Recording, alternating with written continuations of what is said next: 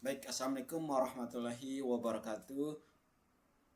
Pada kesempatan ini saya akan mempresentasikan mini project perencanaan sistem PLTS off-grid untuk sistem pertanian pakcoy greenhouse. Nah, adapun kelompok kami yaitu Mila Fitri Adristri, Muhammad Rangga Disai, saya sendiri dengan NIM J1B023101114. Yang ketiga adalah Muhammad Putra Rizki, yang keempat adalah Nurul Imania, yang kelima adalah Wahyudin. Nah, energi listrik memiliki peranan penting dalam mendukung sistem budidaya pakcoy berbasis greenhouse, terutama pada penerapan teknologi hidroponik dan otomasi seperti pompa nutrisi, sensor lingkungan, sensor irigasi otomatis, serta pengendalian suhu dan kelembapan.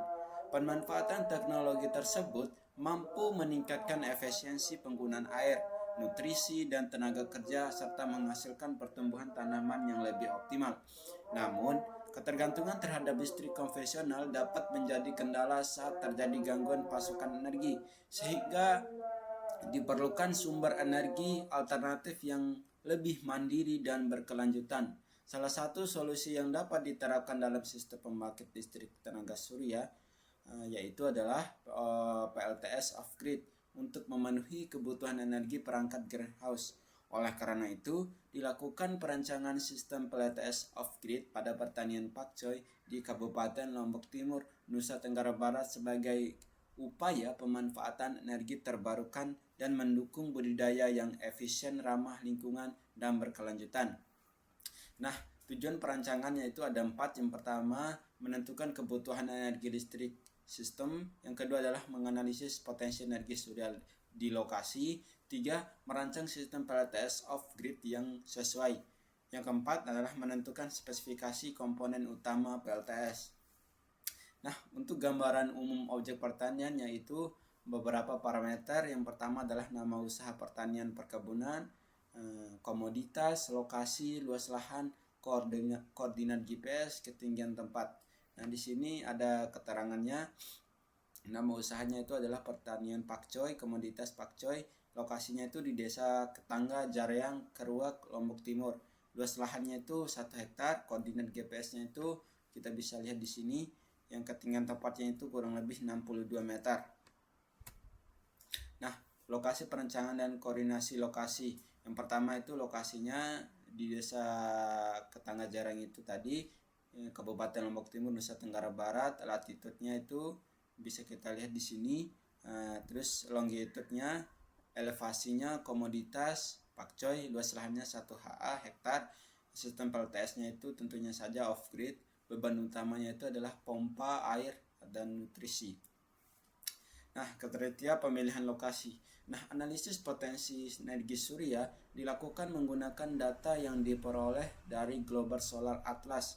Data ini digunakan untuk mengetahui tingkat radiasi matahari yang diterima di lokasi penelitian, serta memperkirakan kemampuan produksi energi listrik dari sistem PLTS yang akan dirancang nantinya. Parameter utama yang digunakan dalam analisis yaitu meliputi Global Horizontal Irradiation atau GHI, Direct Normal Irradiation atau DNI, Diffuse Horizontal Irradiation atau DIV, Global Tilted Irradiation atau GTI, serta pivot Specific. Nah, parameter tersebut akan menjadi dasar dalam menentukan kapasitas sel tempel test yang mampu memenuhi adalah slide selanjutnya adalah data potensi energi surya berdasarkan Solar Atlas. Nah, ada beberapa parameter yaitu dan nilainya, bisa kita lihat nilainya. Parameternya adalah yang pertama adalah latitude, yang kedua adalah longitude, yang ketiga adalah GHI atau KWA meter kode per tahun, yang keempat adalah GHI, yang kelima adalah DNI, yang keenam DNI KWH M2 per hari, yang di atas tadi yang per tahunnya. Nah, yang ketujuh adalah PV out KWH KWP per tahunnya. Yang terakhir adalah PV out KWH KWP per hari. Nilainya kita bisa lihat di sini. Oke, selanjutnya ini adalah contoh layout yang kita dapat dari Global Solar Atlas. Tentunya kami memilih di Lombok Timur di Kruk tadi. Ini adalah nilai-nilai yang kami dapat dari Solar Atlas tadi, sehingga kita bisa menentukan apakah tempat ini cocok apa tidak untuk dibangun energi bertenaga surya atau PLTS off grid. Nah, penentuan sudut kemiringan atau titik angle. Analisis potensi surya dilakukan menggunakan data yang diperoleh dari Global Solar Atlas.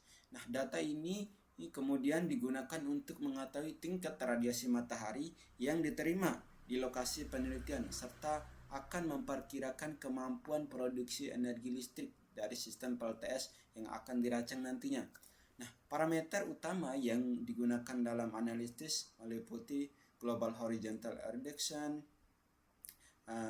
Direct Normal Reduction, DNI, Diffuse Horizontal Reduction, DFI, Global Tilted Reduction, GTI, serta PVO spesifik. Nah, parameter tersebut akan menjadi dasar dalam bentuk kapasitas sistem PLTS yang mampu memenuhi. Yang pertama adalah evaluasi lokasi. Pertama adalah kriteria potensi energi suryanya, persyaratannya itu tinggi. Yang kedua adalah area pemasangannya tentunya terbuka. Yang ketiga adalah topografi, persyaratannya itu relatif datar. Tentunya hasil evaluasinya memenuhi semua. Akses lokasinya itu mudah dijangkau. Hasil evaluasi memenuhi. Dekat dengan beban, ya tentunya hasilnya memenuhi. Potensi pengembangan baik memenuhi. Nah, di slide selanjutnya ini adalah identifikasi beban listrik. Ada beberapa alat yang bisa menjadi beban listrik. Yang pertama itu pompa air, kipas ventilasi. Yang ketiga adalah perangkat komunikasi, 4 sensor suhu dan kelembapan. Yang kelima itu tentunya microcontroller ESP32.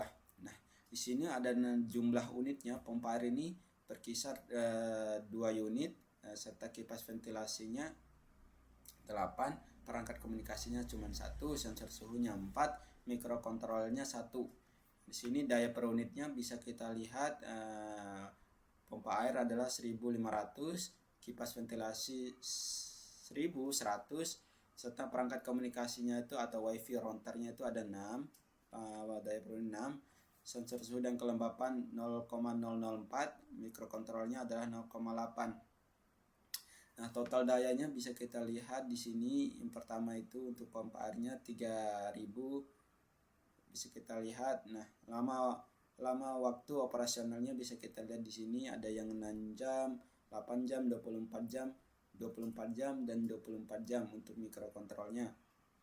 Nah, untuk energi harian yang digunakan pompa itu tentunya adalah 18.000, kipas ventilasi itu 52.800, perangkat komunikasinya adalah 144, sensor suhunya untuk energi hariannya 0,384, serta mikrokontrolnya SP232 adalah 19,2 untuk energi hariannya. Untuk total jumlah unitnya itu ada 20, serta total daya yang digunakan pada identifikasi beban listrik yang akan digunakan nanti adalah 2220 untuk total dayanya. Nah, untuk energi hariannya itu totalnya semua itu ada, ini nilainya adalah 70,96358. Nah, untuk total kebutuhan energinya, yang pertama adalah untuk parameternya total energi beban WH atau per hari, itu nilainya sudah kita tertera di sini. Yang kedua adalah faktor kehilangan sistem 20% nilainya. Yang ketiga adalah energi desain adalah 85,16. Nah, untuk konsep perencanaan sistemnya ini bisa kita lihat, yang pertama itu adalah tentunya matahari. Yang kedua, matahari menyinari panel surya. Panel surya ini menampung intensitas cahaya dari manusia, mengubah ke energi listrik. Kemudian energi surya ini dialirkan melalui solar charge controller atau SCC. Kemudian dialirkan melalui aki atau tempat penyimpanan atau baterai. Kemudian baterai ini akan dialirkan ke inverter untuk dipakai untuk beban-beban listrik lainnya seperti kipas atau lampu segala macam. Kemudian komponen utama dari sistem ini tentunya kan tadi meliputi panel surya, solar charge controller atau SCC, baterai, inverter, dan pompa irigasi. Nah, cahaya matahari yang diterima oleh panel surya diubah menjadi listrik arus arah yaitu DC, lalu diatur oleh SCC sebelum disimpan dalam baterai. Energi dari baterai kemudian digunakan untuk menjalankan pompa melalui inverter. Nah, untuk perhitungan panel suryanya yang parameternya itu energi hariannya, PSA atau Peak-Sun Hour, efisiensi sistem, EPV, kapasitas PV minimum, WP, kapasitas PV terpilih atau WP. Nah, nilai-nilainya sudah tertera di sini. Nah, untuk spesifikasi panelnya, pertama adalah merek tipenya itu adalah panel solar model monocrystalline. Daya maksimumnya WP 550 WP. Untuk VOC-nya adalah volt 49,9, ISC-nya atau ampernya 13,93 ampere. Jumlah panel itu 33 modul. Nah, perancangan baterai. Perhitungan baterainya itu beberapa parameter. Yang pertama adalah energi hariannya, nilainya sekitar segini. Hari otonominya adalah 2. DOD-nya 80%, tegangan sistemnya atau voltnya 48 volt, kapasitas baterai minimal AH 4,435 Ah, kapasitas baterai terpilih AH adalah 4,600 Ah. Untuk spesifikasi baterainya, jenisnya ini LIV PO4. Nah, tegangan nominalnya 48 volt, kapasitas AH-nya 200 Ah, jumlah unit itu ada 23 unit. Untuk perancangan solar charge controller atau SCC, yang pertama adalah pemilihan SCC-nya. Yang pertama itu arus maksimum area PV-nya 100 ampere, faktor keamanannya 25%, arus SCC minimum ampere adalah 458,33 ampere. SCC-nya terpilih MPPT 100 ampere. Nah, untuk spesifikasi SCC-nya yaitu tipe PMWN MPPT. Nah, untuk yang kedua adalah tegangan kerja 48 VDC, arus maksimumnya 100 ampere per unit. Merek tipenya adalah Victron Smart Solar MPPT 250 sampai 100. Untuk rancangan instalasi dan tata letaknya bisa kita lihat di sini adalah layout system. Nah, instalasi sistem PLTS ini dirancang untuk mendukung operasi pompa irigasi pada lahan padi seluas 1,5 ha atau hektar secara mandiri menggunakan sistem off-grid. Nah, tata letak komponen ini dirancang agar jarak antara panel surya dengan baterai, inverter, dan pompa dapat diminimalkan sehingga rugi-rugi daya panel pada kabel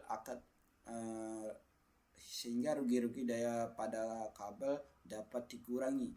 Selain itu, penempatan komponen juga dapat mempertimbangkan kemudahan akses saat proses pemeliharaan dan pemeriksaan sistem.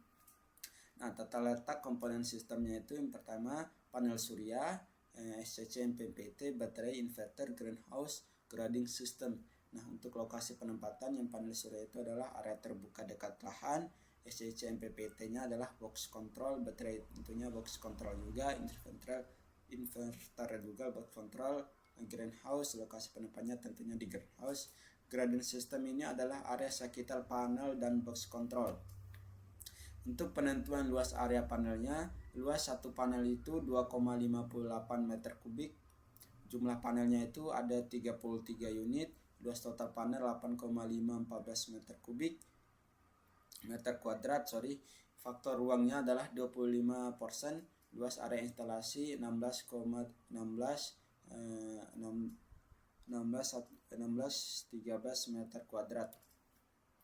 Nah, untuk analisis ekonominya tentunya RAB sistem PLTS ini yang pertama kita membutuhkan panel surya tentunya dengan jumlah 33 PLTS dengan harga satuannya 2.538.000.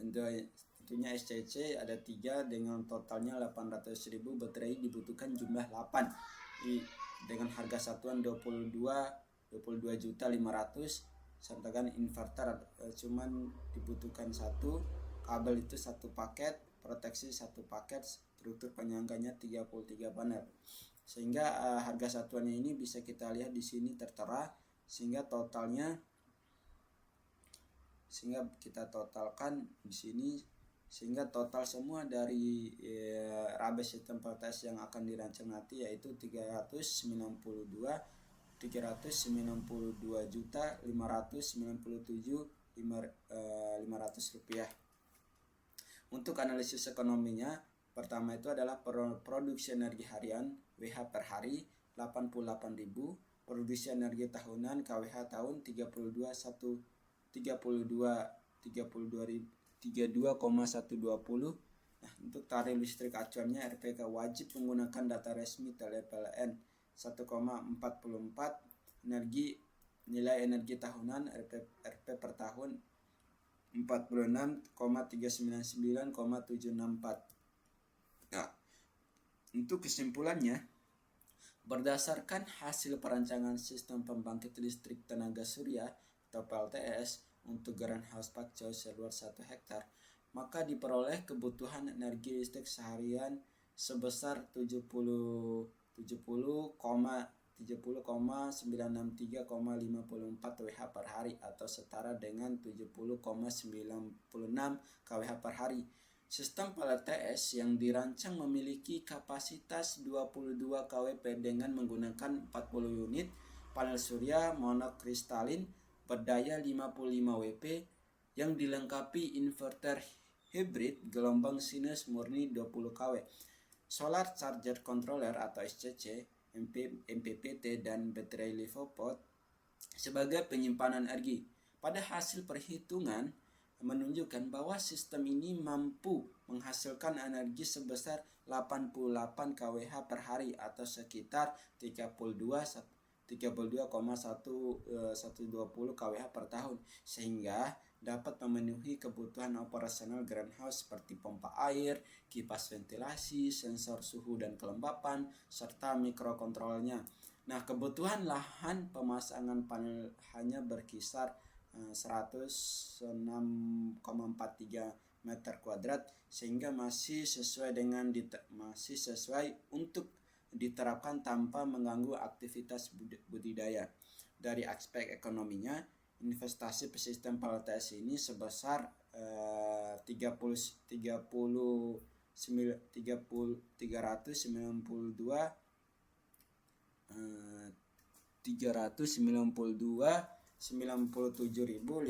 rupiah dengan estimasi waktu penggalian modal atau BIP-nya sekitar 3,5 tahun dibandingkan penggunaan genset atau diesel, sehingga sistem ini menjadi alternatif energi yang efisien, berkelanjutan dan ramah lingkungan untuk mendukung pertanian modern. Nah, mungkin dari itu presentasi saya, lebih kurangnya mohon maaf. Wassalamualaikum warahmatullahi wabarakatuh.